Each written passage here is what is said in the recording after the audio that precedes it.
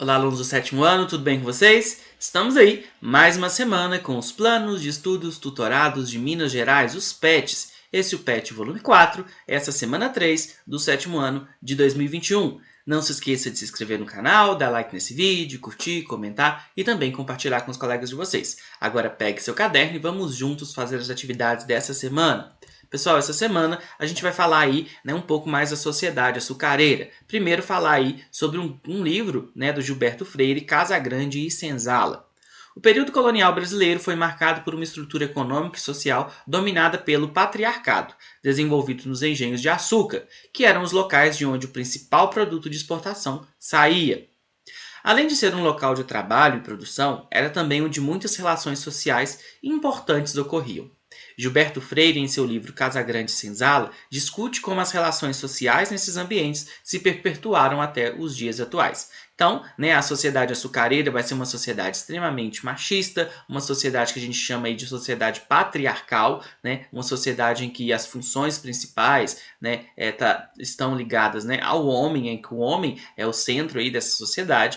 E no seu livro, o Gilberto Freire vai refletir muito sobre as relações dessa sociedade, e como que isso vai acabar interferindo nas relações sociais até os dias de hoje.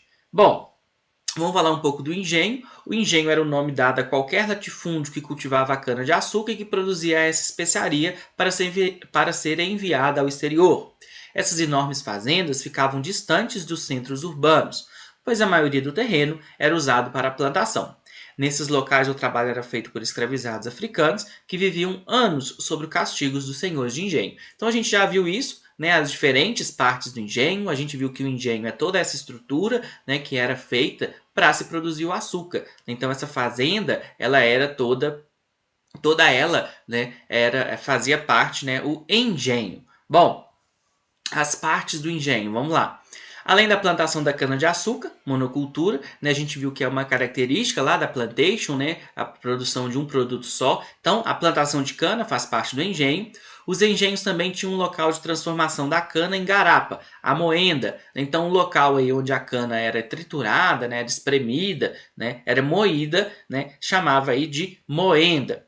Esses enormes moinhos podiam ser movidos pela água, mas também era comum encontrar engenhos movidos a tração animal e até mesmo humana, movida pelos escravizados. Então, os engenhos podiam ser movidos com animais, os animais ficavam rodando ali, ou então por pessoas, então escravizados, e os mais modernos, era um engenho movido a água, a água caía, rodava uma roda d'água que fazia com que o engenho funcionasse. Retirada a garapa, o suco da cana, ela era levada até a cozinha, ao lado, e lá era cozida, até a água evaporar e virar um melaço, que era colocado em formas no formato de sinos, que eram em seguida colocados ao sol para que o produto secasse e se transformasse em um açúcar marrom, mascavo. Então, você cozinha a garapa, não sei se vocês já tomaram garapa aí, com pastel, na feira, é essa garapa, Então ela é cozida, ela fica nos tachos lá, evaporando, até que, depois de engrossada, ela é colocada nesses sinos para ela secar, e se chegar ao açúcar. Bom, agora vamos falar um pouco da sociedade. Vamos falar sobre o patriarcado. Olha só. O senhor do engenho vivia na casa grande, que tinha esse nome por ser um ambiente com vários cômodos e que abrigava toda a família do senhor, incluindo os agregados. Na casa grande, o pai senhor de engenho era quem ditava as regras. Os filhos, a esposa e os funcionários livres e escravizados deveriam obedecer ao patriarca. As filhas ficavam restritas ao interior da casa, por isso muitas dessas construções tinham um jardim interno e a cozinha virada para dentro, para não haver contato visual com essas mulheres. Então, como eu falei, uma sociedade centrada no homem. Então, o homem era aquele que ditava as regras, o homem era aquele que dizia o que podia e o que não podia fazer. E as mulheres eram submissas a eles. Vamos falar um pouco sobre as senzalas.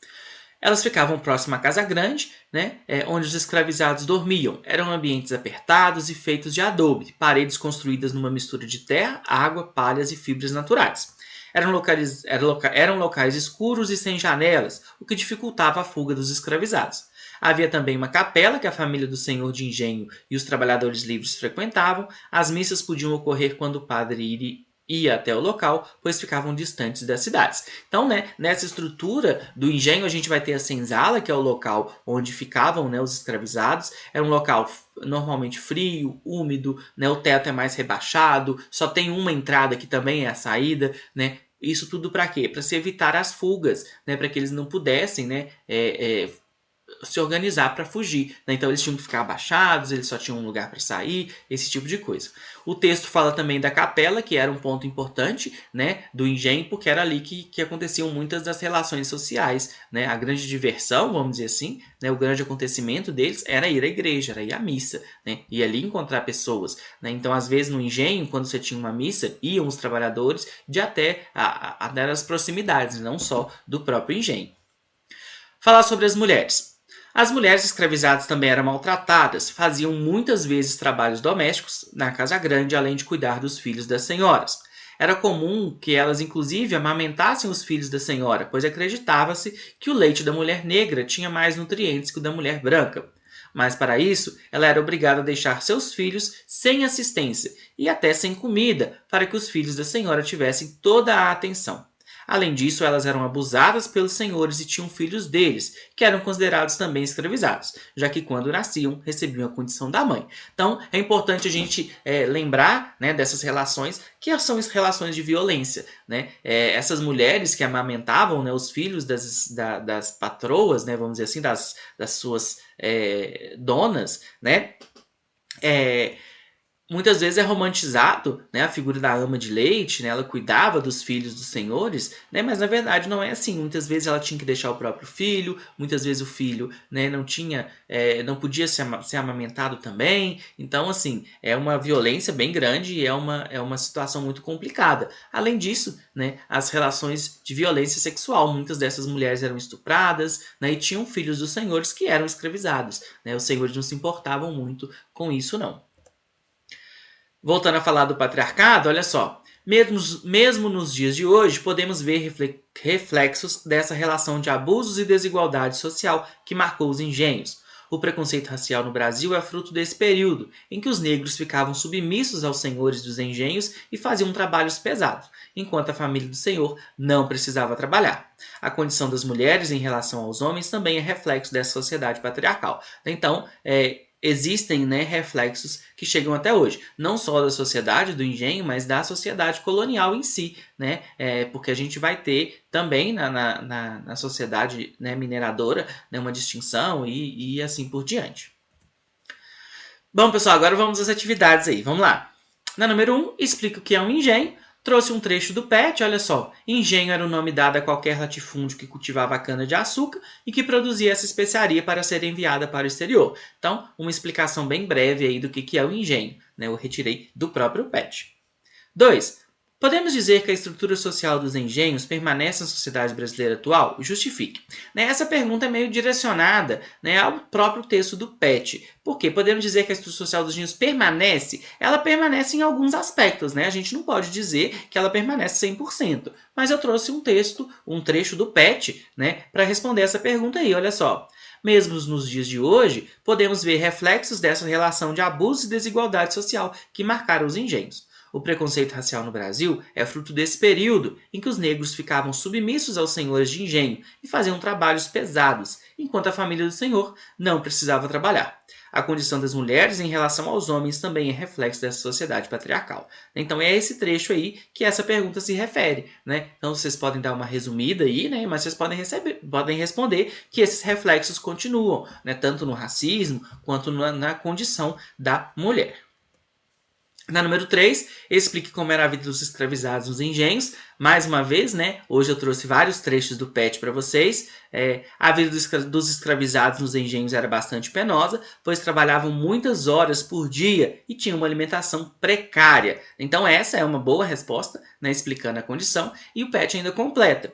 Em caso de fuga ou qualquer outro problema, dentro do engenho, o escravizado era castigado de várias formas, diferentes, como chicotadas, preso em correntes e em posições completamente desconfortáveis por horas ou dias. Usavam máscaras de ferros para não poderem se alimentar. Então a violência com os escravizados era muito grande, né? Os castigos eram feitos não só, né, para causar uma dor física, mas também para gerar humilhação, para gerar um exemplo para os outros também, né? Então a vida era bem complicada. Não só pelos castigos, mas pela falta de alimentação, de locais dignos para dormir, né, do excesso de trabalho e tudo isso. Número 4, cite e explique quais eram as partes que compunham os engenhos. Então, essa resposta aí, né, é um pouco maior, né? Então, a gente tem aí o canavial, local onde a cana-de-açúcar era cultivada. A gente tem a casa da moenda, onde a cana era moída e transformada em garapa. A gente tem a casa das caldeiras, ou cozinha. A garapa era cozida até a água evaporar e virar um melaço. Casa de purgar, local onde o caldo cozido ficava por vários dias para que as suas impurezas saíssem, né? Um dos locais mais perigosos de trabalhar era a moenda, por causa, né, do risco de você moer, né, o seu braço, você acabar, né, se machucando, e também a casa das caldeiras, né, porque ali você tinha um calor muito grande, as panelas quentes, esse tipo de coisa. A casa de purgar aí, né, a senzala, onde os escravizados dormiam, a casa grande, residência dos senhores de engenho e sua família, e a capela, onde eram realizadas as cerimônias religiosas. Então essas aí são as principais partes dos engenhos, ok? Pessoal, as referências que eu utilizei. E é isso, boa semana, bons estudos. Não se esqueça de se inscrever no canal, dar like nesse vídeo, curtir, comentar e também compartilhar com os colegas de vocês. Beleza? Um abraço e até a próxima. Valeu!